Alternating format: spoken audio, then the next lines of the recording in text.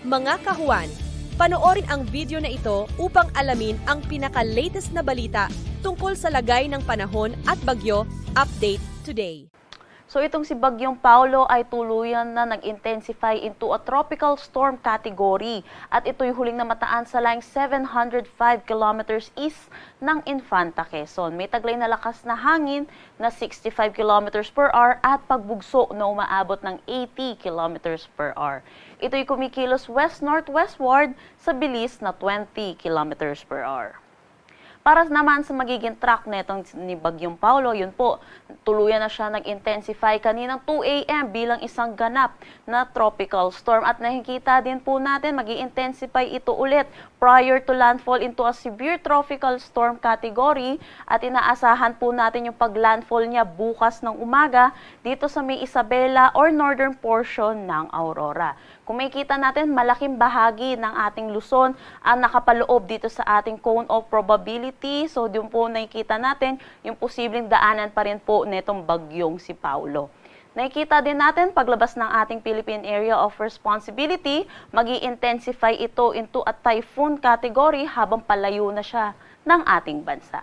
So yun po, iba yung pag-iingat po para sa ating mga kababayan dahil nakikita po natin magla-landfall po itong si Paulo at wag po nating hintayin kung saan po magla-landfall po itong si Paulo. Sa mga areas po natin na under tropical cyclone wind signal ay iba yung pag-iingat na po tayo at mga paghahanda na po tayong dapat na ginagawa.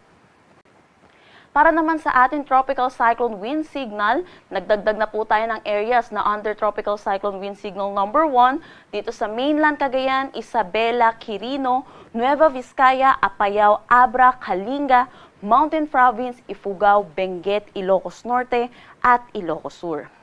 Dagdag din dito ang La Union, Pangasinan, northern portion ng Zambales, Tarlac, Nueva Ecija, Aurora, northern portion ng Bulacan, northern portion ng Pampanga, northern portion ng Quezon, kasama na ang Polillo Islands, at northern portion ng Catanduanes. Ito pong mga areas ng ating under tropical cyclone wind signal number 1. Huwag po tayong magtaka kung wala pa po tayong nararanasan na mga pag-ihip na malalakas na hangin at mga pag-ulan.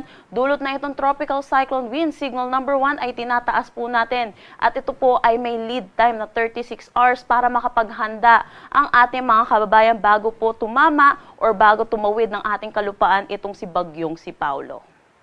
Para naman sa magiging paulan na dulot nito na bagyong si Paulo, inaasahan natin bukas, ito yung araw ng pagtawid niya ng ating kalupaan. Makikita natin meron tayong 200 or above 200 millimeters of rain dito sa Isabela kung saan natin siya nakikita na magla-landfall at dito na rin sa may Cagayan. Inaasahan naman natin ang 100 to 200 millimeters of rain dito sa may Ilocos Region, Cordillera Administrative Region at ilang bahagi ng Central Luzon. 50 to 100 millimeters of rain naman dito sa may Bataan, Zambales, Tarlac at Nueva Ecija. So yun po iba yung pag-iingat mo para sa ating mga kababayan dahil sa mga posibilidad ng mga flash flood at mga pagguho ng lupa.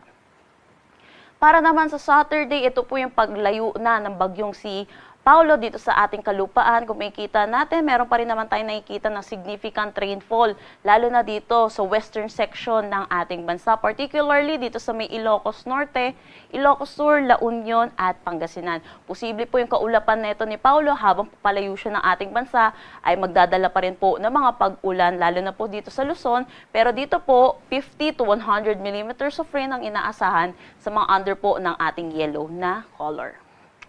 Para naman sa ating storm surge warning na nilabas kaninang 2 a.m., inaasahan pa rin natin yung taas ng daluyong ng 1 to 2 meters dito sa may Aurora, Cagayan, Isabela, Quezon, Camarines Norte, Camarines Sur at Catanduanes. So iba yung pag-iingat po para sa ating mga kababayan, lalo na po sa mga nakatira sa coastal areas po natin at makinig po tayo sa ating mga local government units hinggil sa mga paglikas na kailangan po nating gawin.